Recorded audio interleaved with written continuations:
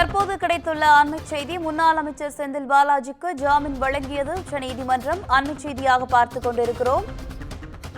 முன்னாள் அமைச்சர் செந்தில் பாலாஜிக்கு ஜாமீன் வழங்கியது உச்சநீதிமன்றம்.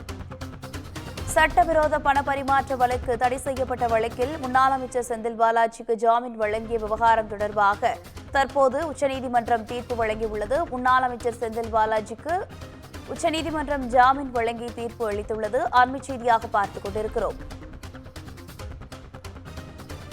கூடுதல் விவரங்களோடு இணைகிறார் தலைமை செய்தியாளர் சிவா. வணக்கம் சிவா, செய்தி குறித்தான விவரங்கள்.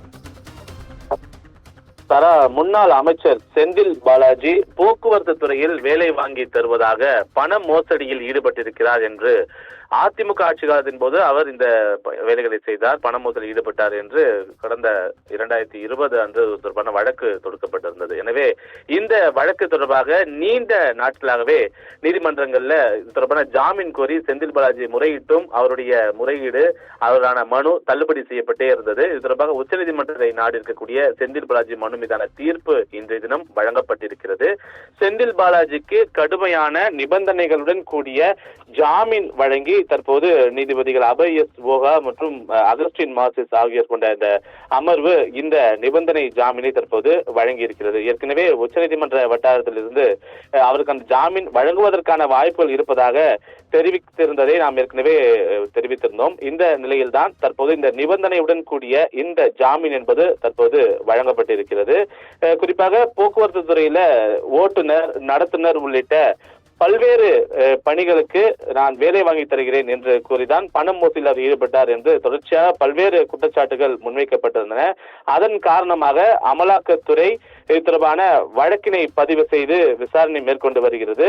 இந்த விவகாரத்தை பொறுத்தவரை அவருடைய சகோதரர் தொடர்ந்து தலைமறைவாகவே இருக்கிறார் என்று அமலாக்கத்துறை தரப்பில் தெரிவிக்கப்பட்டு வரக்கூடிய ஒரு நிலையில அவரை தேடக்கூடிய பணிகள் என்பது தீவிரமாக இருக்கிறது. எனவே இதன் காரணமாக அவருக்கு ஜாமீன் என்பது வழங்கக்கூடாது என்று தொடர்ந்து அமலாக்கத்துறை தரப்பில் நீதிமன்றத்தில் வாதங்களாக முன்வைக்கப்பட்டிருந்தது. அதோடு மட்டுமல்லாமல் செந்தில் பாலாஜி ஒரு ஆட்சி அதிகாரம் மிக்க ஒரு நபராக இருக்கிறார். எனவே அவருக்கு ஜாமீன் வழங்கினால் சாட்சியங்களை கலைப்பதற்கான ஒரு வாய்ப்புகள் கூட இருக்கிறது என்பது தொடர்பான கருத்துக்கள் எல்லாம் தொடர்ந்து நீதிமன்றங்களில் முன்வைக்கப்பட்டிருந்தது.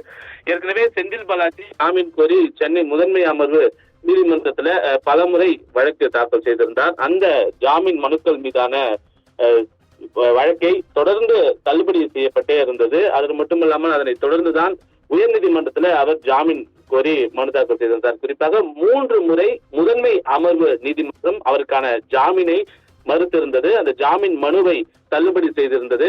அதனை தொடர்ந்து உயர்நீதிமன்றத்தை அவர் நாடும் போது 2 முறை சென்னை உயர்நீதிமன்றம் அவருக்கான ஜாமீன் மனுவை தள்ளுபடி செய்திருந்தது. எனவே தொடர்ந்து 5 முறை அவர் மீதான ஜாமீன் மனுக்கள் தள்ளுபடி செய்யப்பட்டுக் கொண்டே இருந்த ஒரு காரணத்தினால உச்சநீதிமன்றத்தை நாடி இந்த வழக்கு தொடர்பாக ஒரு தீர்வை பெற வேண்டும் என்று செந்தில் பாலாஜி உச்சநீதிமன்றத்தை நாடி தொடர்ந்து பல நாட்களாகவே அவருடைய வழக்கு என்பது விசாரணையில் எடுத்துக் கொள்ளப்பட்டிருந்தது. செந்தில் பாலாஜி தரப்பில் ஆஜரான மூத்த வழக்கறிஞர்கள் முகுல் ரோத்தகி, அதே போல ராம் சங்கர் உள்ளிட்டோர் இந்த வழக்கில் செந்தில் பாலாஜிக்கு ஆதரவாக ஆஜராகி தங்களுடைய பல்வேறு வாதங்களை முன்வைத்திருந்தனர். அமலாக்கத்துறை தெரிவித்திருக்கக்கூடிய கருத்து, அவர் ஆட்சி அதிகாரம் மிக்க ஒரு நபராக இருந்தார். தற்போது ஆட்சியில் இருக்கக்கூடிய ஒரு கட்சியினுடைய சட்டமன்ற உறுப்பினராக இருக்கிறார். எனவே அந்த மாநிலத்தில் சாட்சியங்களை கலைப்பதற்கு வாய்ப்புகள் அதிகம் இருக்கிறது என்று அமலாக்கத்துறை தெரிவித்த கருத்தை முழுமையாக செந்தில் பாலாஜி தரப்பு ஆஜரான வழக்கறிஞர்கள் மறுத்திருக்கிறார்கள்.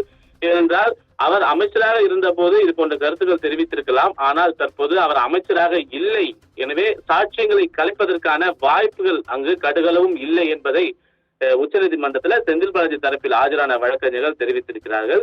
எனவே இதன் காரணமாக அவருடைய உடல்நிலையை கருத்தில் கொண்டு அவருக்கு ஜாமீன் வழங்க வேண்டும் என்று அவர் சார்பில் ஆஜரான வழக்கறிஞர் நீதிமன்றத்தில் தொடர்ந்து முன்வைத்து வந்தார். எனவே இந்த நிலையில ஓராண்டுக்கும் மேலாகவே அவர் சிறையில் இருக்கிறார். தொடர்ந்து அவருக்கான நீதிமன்ற காவல் என்பது 50 முறைக்கும் மேலாக நீட்டிக்கப்பட்டு தொடர்ந்து அவர் சிறையில் இருக்கிறார் என்பதையெல்லாம் நீதிமன்றங்கள்ல முன்வைக்கப்பட்டு வந்தது. எனவே இதன் காரணமாக உடல்நிலையை கருத்தில் கொண்டு அவருக்கான ஜாமீன் வழங்க வேண்டும் என்று செந்தில் பாலாஜி தரப்பில் ஆஜரான வழக்கறிஞர் நீதிமன்றத்தில் முன்வைத்தவர் காரணத்தினாலும் இந்த வழக்கு தொடர்பாக 5 முறை கீழமை நீதிமன்றங்கள்ல தொடர்ந்து ஜாமீன் மறுக்கப்பட்டிருக்கக்கூடிய ஒரு காரணத்தினாலும் இந்த வழக்கை தீவிரமாக விசாரித்து வந்த நீதிபதிகள் அபய் எஸ் போகா, அகஸ்டின் ஜார்ஜ் மாஸ் ஆகியோர் கொண்ட இந்த அமர்வு தற்போது அவருக்கான நிபந்தனைகளுடன் கூடிய ஒரு ஜாமீன் வழங்கி இந்த தீர்ப்பில் இந்த உத்தரவை பிறப்பித்திருக்கிறது. இது தமிழக அரசுக்கும் திமுக இருக்கக்கூடிய நிர்வாகிகளுக்கும் ஒரு மகிழ்ச்சியான ஒரு செய்தியாக பார்க்கப்படுகின்றது. ஏனென்றால் அவருக்கு ஜாமீன் வழங்க வேண்டும் என்பதே தொடர்ந்து அவருடைய ஒரு கோரிக்கையாகவும் கருத்தாகவும் இருக்கிறது. அவருக்கு ஜாமீன் வழங்கிய பிறகுதான் அமைச்சரவையில் மாற்றம் செய்ய ஒரு வாய்ப்புகள் இருக்கிறது என்பன போன்ற ஒரு அரசியல் வட்டாரத்தில் பேசப்படக்கூடிய ஒரு பேச்சும் தொடர்ந்து தமிழகத்துல இருந்து கொண்டுதான் இருக்கிறது. ஏனென்றால் இந்த மாதத்திற்குள்ளாக இந்த திமுக அமைச்சரவையில மாற்றம் இருப்பதற்கான வாய்ப்புகள் இருக்கிறது என்றும், அதே போன்று துணை முதலமைச்சராக உதயநிதி ஸ்டாலினுக்கு அதற்கான அறிவிப்பு விரைவில் வர இருக்கிறது போன்ற பல்வேறு கருத்துக்கள் எல்லாம் தெரிவிக்கப்பட்டு வந்த நிலையில இது தள்ளி போவதற்கான ஒரு முக்கிய காரணமும் செந்தில் பாலாஜி மீதான இந்த வழக்கில் விரைவில் தீர்ப்பு வரும். எனவே செந்தில் பாலாஜியை மீண்டும் அமைச்சரவையில் அமர்த்துவது தொடர்பான ஒரு முடிவை எடுப்பதற்காகத்தான் இந்த கால ஏற்பட்டிருக்கிறது என்பன போன்ற கருத்துக்கள் எல்லாம் தொடர்ந்து வந்தன. எனவே தற்போது இவருக்கு இந்த பண மோசடி தொடர்பான வழக்கில் ஜாமீன் வழங்கியிருக்கக்கூடிய நீதிபதிகள் அவருக்கான ஒரு நிபந்தனைகளையும் விதித்திருப்பது தற்போதைய ஒரு அண்மை செய்தியாக பார்க்கப்படுகின்றது. சாரா,